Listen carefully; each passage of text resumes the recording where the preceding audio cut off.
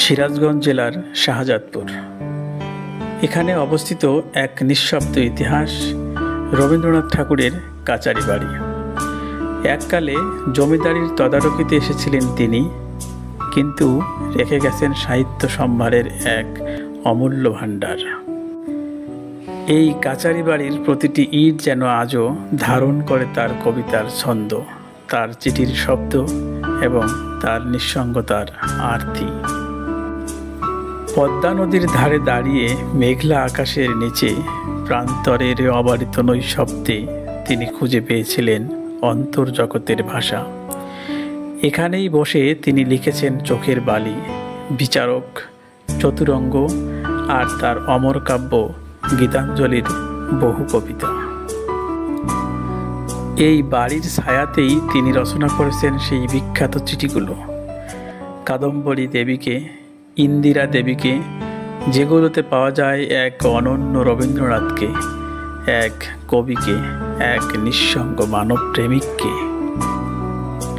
এই বাড়ির বারান্দায় বসে তিনি লিখেছেন, আমার মাথা নত করে দাও হে তোমার চরণ ধুলার পরে।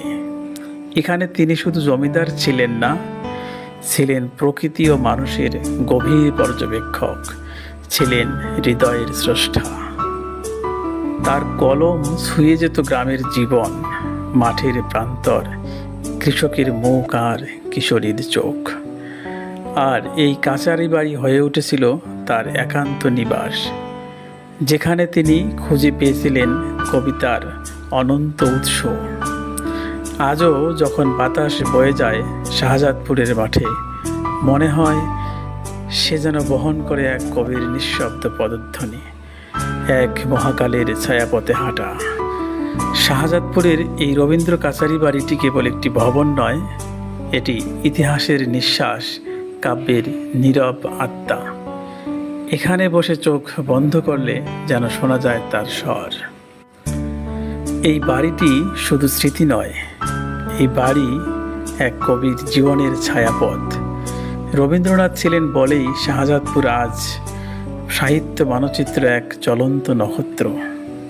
তার পদচিহ্নে ভরে উঠুক আমাদের হৃদয়, তার ছায়ায় স্নান করুক বাংলা সাহিত্যের আগামীর প্রজন্ম।